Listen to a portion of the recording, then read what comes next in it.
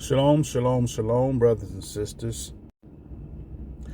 I'm very hesitant in doing this video because I know how TikTok likes to do me when I put out truth. So therefore, I'm going to read what the Bible says about what's going on. People are asking questions. You might say, what questions are people asking? We're talking about what's going on in Israel. What really is happening in Israel? Inquiring minds want to know.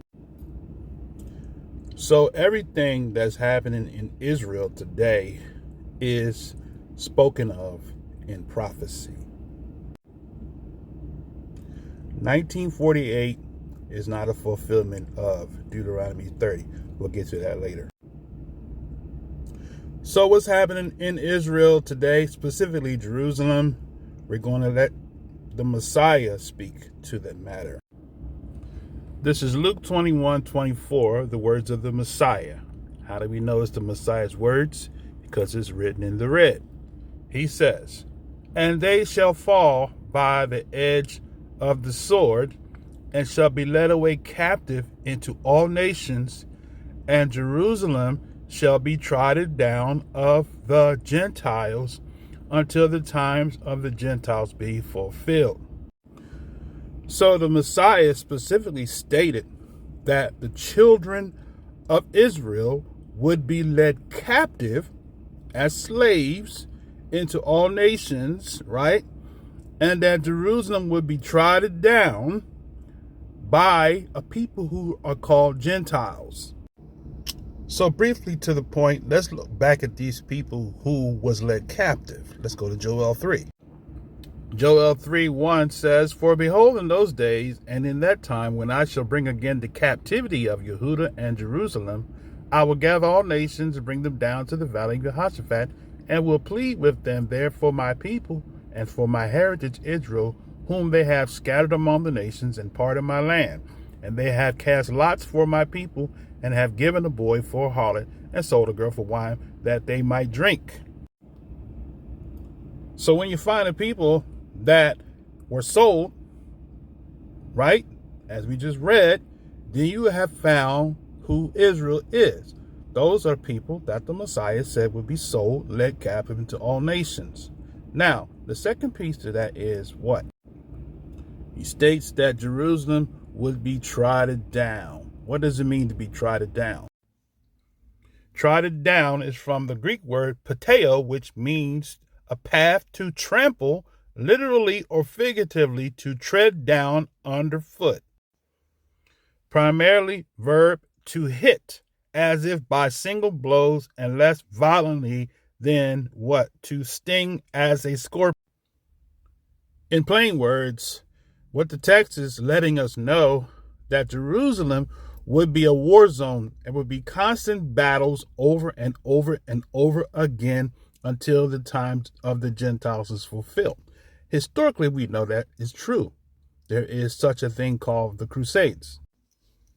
The Crusades, beginning with the First Crusade, which resulted in the conquest of Jerusalem in 1099, dozens of military campaigns were organized, providing a focal point of European history for centuries, crusading declining rapidly after the 15th century, 14th century miniature of Second Crusade battles from the, whatever that word is, I can't say.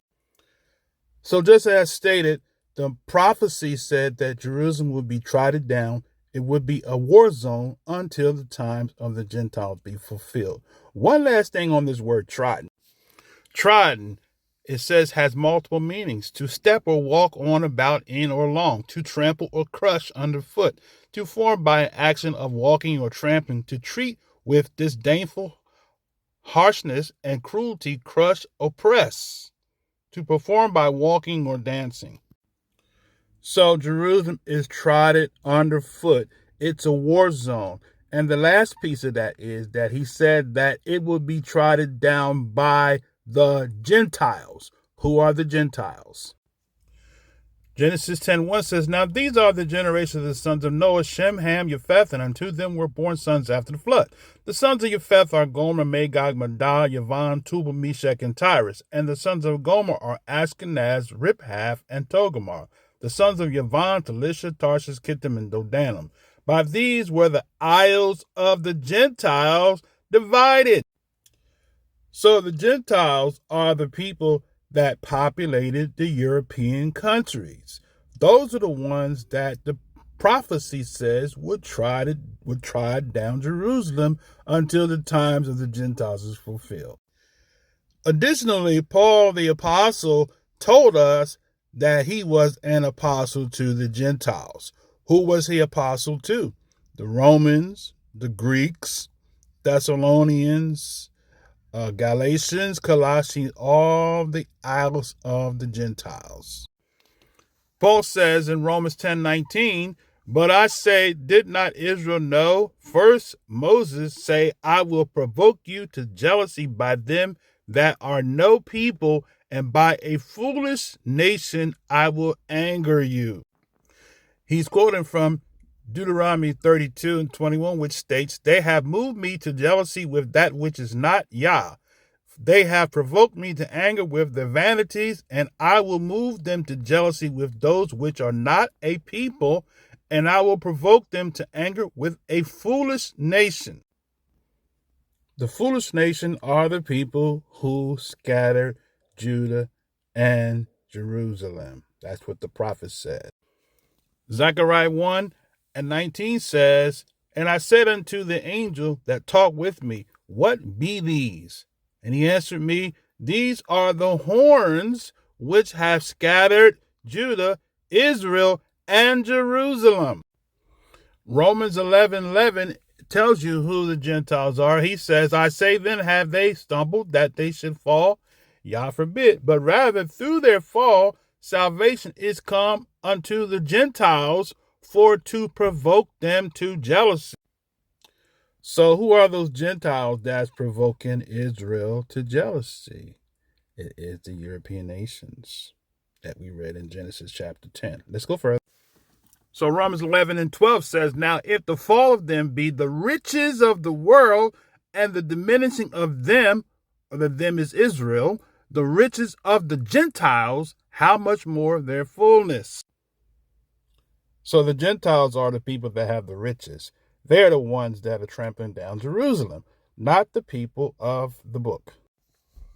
Deuteronomy 31 says, And it shall come to pass, when all these things are come upon thee, the blessings and the curse which I have set before thee, and thou shalt call them to mind among all nations where Yah have driven thee, and shall return to Yah, and shall obey his voice according to all that I command thee this day, that your children, with all your heart and with all your soul, that then Yah will turn your captivity and have compassion upon you, and will return and gather you from all the nations where Yah have scattered thee.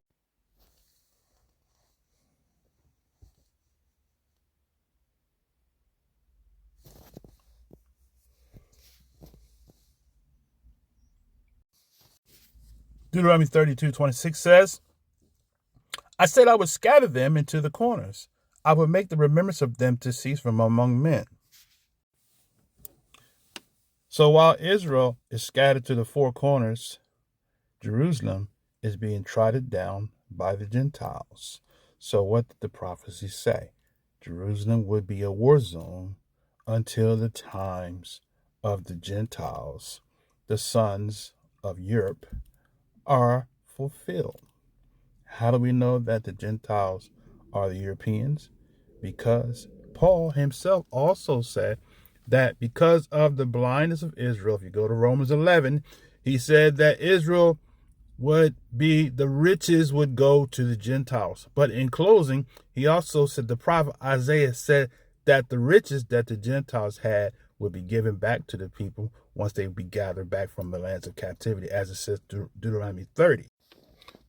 Verse 3, that then Yah, thy Elohim, will turn thy captivity and have compassion upon thee, and will return and gather thee from all the nations where Yah have scattered thee, And if any of thy be driven out to the outermost parts of heaven, from there will Yah gather thee, and from there will he fetch thee. And Yah will bring thee into the land which your fathers possessed, and you shall possess it, and he will do you good and multiply you above your fathers. So that's what's going on in Jerusalem. Jerusalem is trodden down by the Gentiles while the people of the book are in captivity, and we are soon to return. Shalom.